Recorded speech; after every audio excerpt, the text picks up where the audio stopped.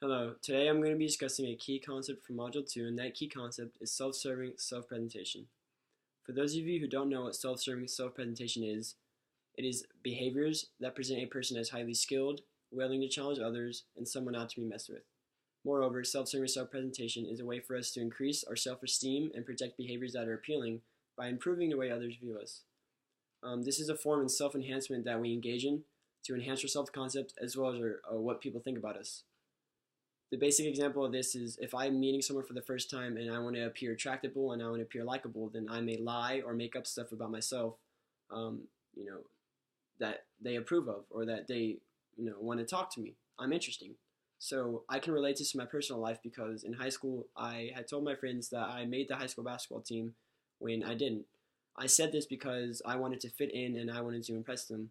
So I used this lie and I actually wasn't at the basketball team, like I said, but I used this lie to craft an image where I appeared likable and more interesting. And I continued to use this lie to further increase my self-esteem. Because at the time, I thought you were popular if you played sports. So I wanted, like I said, I wanted to fit in.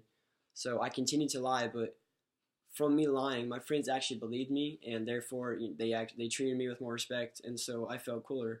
But looking back at it now, I can learn and I want understand that it is not always good to use self-serving self-presentation strategies because if you use them too much, if you lie too much and overemphasize too much, then people may form negative impressions and unfavorable opinions because they don't want to talk to someone who's always lying. But anyways, I can transfer what I've learned about self-serving self-presentation to a context of my professional life because if I work at a law firm, so whenever clients come in, they need to speak to attorneys and secretaries.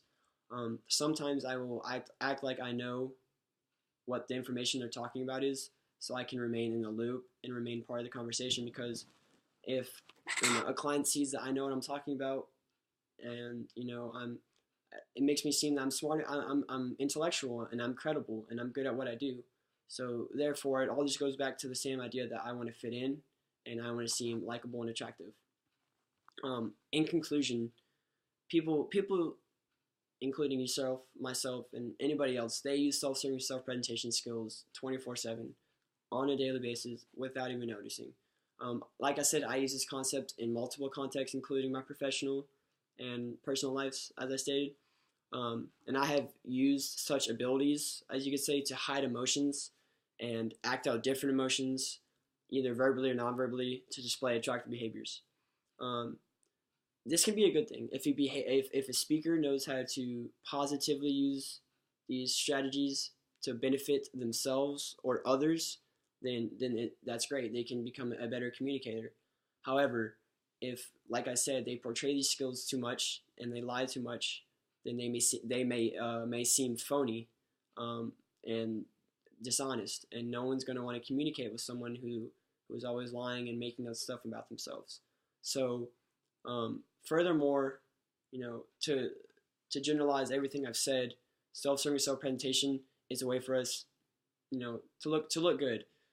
In work, for example, you may claim a piece of work that someone else did, but you may claim it as your own because that's going to establish your name as a good worker and as someone who has credible work.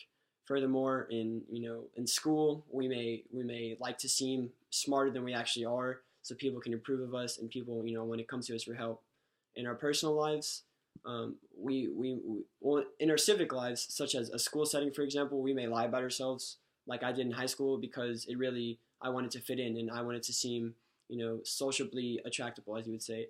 But lastly, in our personal lives, we use self-serving self-presentation to enhance what other people think about us and be better. So I hope you've learned a lot and you can translate what I've taught to your personal life. Thank you.